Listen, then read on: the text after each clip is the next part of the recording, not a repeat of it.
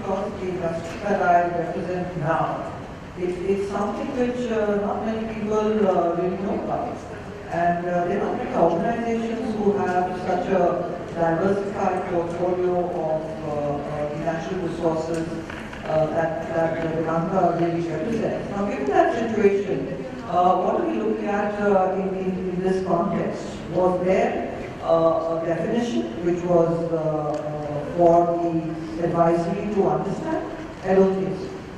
So in our case, it becomes very specific. We have to redefine. We have to redefine what is it that we are looking at, which is why we find that as a challenge with the advisory firm. And we feel that the advisory firm will need to quickly adapt or get redundant. So I'm now making it a little more interesting and not using all the fine words that we started on. So it is a challenge which is something that we have to face. It is, as Madan said, that it has become so complex and you're under attack and scrutiny for building your reputation or marring your reputation, which happens within seconds.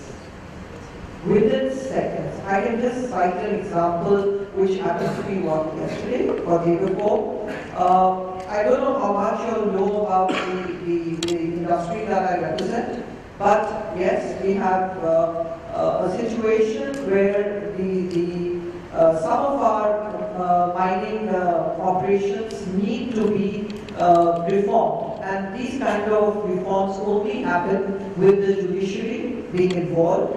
So that's a different, complete set of rules that you follow. Now in this case, so it's not an attack on the advisory or the media, and I'm just saying that because I'm not going to refer to the media which actually did what that media did.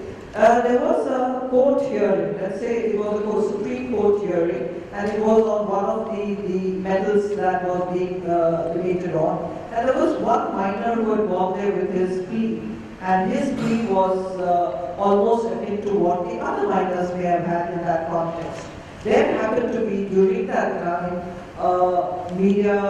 electronic media correspondent who, when he heard that story, he quickly went to create a sensational ticker that this is now going to impact Cesar Sterlite as a company too. And I was in the midst of an offsite, and I suddenly get this call from my investor relations who tells me that our stock price has really touched the rock bottom because there is some media report which has created a confusion. Now, I'm just giving you this example, a real life example, how it can impact a brand, how it can impact an organization, and how you have to look at it, and how does your advisory come in, how does it add value, and how does it react. So it's not about crisis communication, it's about knowing the brand.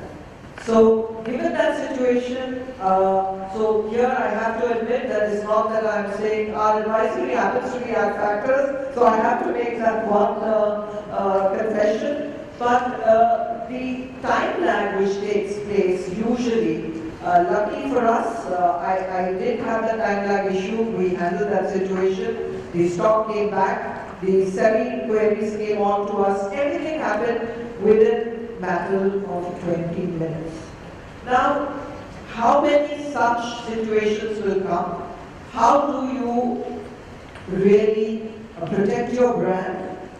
So coming back to that question, that you have to, with your advisory, create that brand story or that brand reputation very proactively, where you don't really have to manage a situation like this.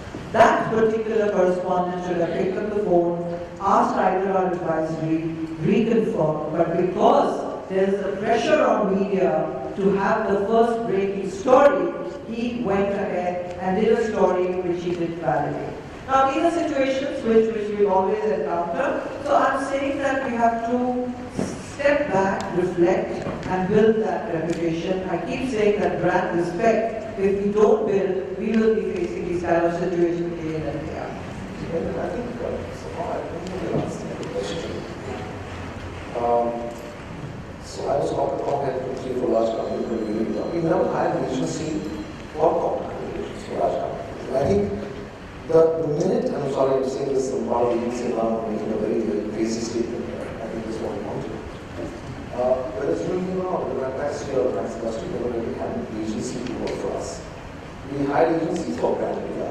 I think the reason I did that was because me and my team, through training, becomes more closer to reality. And whether I'm in offsite, whether I'm on holiday, whether I'm seeing people in the hospital, I own the brand and I'm reached first. So I react first. And I've seen a lot of organizations, and I don't want to make names, large companies that we work with, give everything to the agency.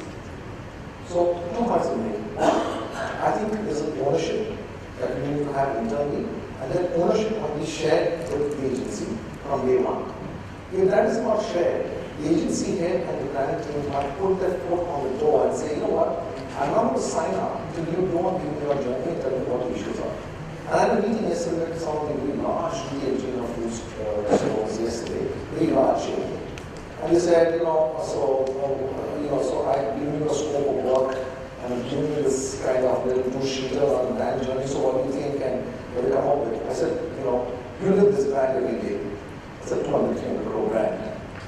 Small, but little grow. So I said, are you expecting me to live your brand? I'm going to do that. So he goes spend a 6 hours with me and my team and tell me where you're getting kicked, where's hurting you, then I'll come back and I'll make suggestions and I'll build the brand along with you. So a lot of times, clients don't understand this. And the agency says, you know what, I'm not going to let's go for it. It's half-baked, then you're not training your own people, and then you have this big divide that keeps coming. So I think if the ownership has to be with you, you share the ownership with the agency. Simple as that. Well, I'm not really able to see how much time you've got left. No, it's 14.56 for the last one. Yeah, so I don't know. That's why he has 22 sizes kind of. It's only the last 20 minutes. So we have about 10 minutes more. How many minutes do we have? About 10 minutes. So I'm going to just get to the section which is about future thinking.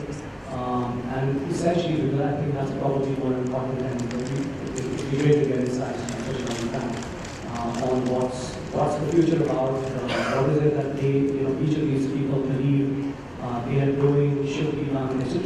From the point of view of evolving the industry to the next level. And I've got a few questions in between, and I'll ask them as well. But here's to start this off.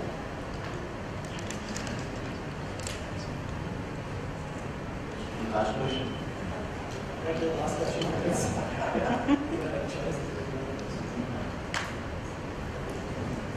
The problem is not social media. It has to be there. It would be wrong for anybody to say that social media is the least important today. It will determine our future as communicators, as communications practitioners, whether they are in PR or advertising or in any form of communication, social will become more and more important. I think social is one of the issues that I deal with as a chief executive. I also deal with equally serious other problems. I have been to about 1,000 people in the last 4 or 5 years. And one of the questions that I've asked them, your client is going to waste tomorrow. They have businesses. And the client says, can you please set up two appointments with two of the largest communication facilities?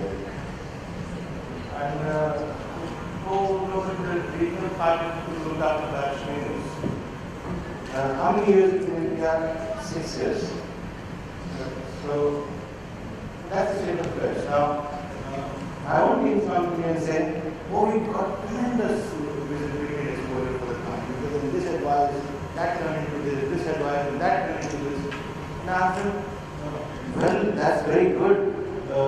We have got some tremendous visibility in the social media, in the media, and we've got some great digital exposure also. But what is the largest market as a state? Largest market as a state? No, we don't know. We must find out what is the second largest market, and the third largest market, the fourth largest market. It is this lack of basic rigor in communications that gets my miss. And till we apply some basic thought to 5 or 6 fundamental questions of life of who, what, when, why, where, we aren't very much. I mean, public relations as a business has become a business of templates and a business of forms which have to be filled in day in, day out. You want to write a message, put in something, you get a format, write a message, and go. It has the original, innovative thinking, creative thinking has become a postage to these templates. And my challenge or my appeal to all people sitting in this room is come out of that damn template because that is designed in New York or Manhattan somewhere to help you do some simple things repetitively better. Come out of it, do creative thinking because it is a market that is as complex as anywhere in the world.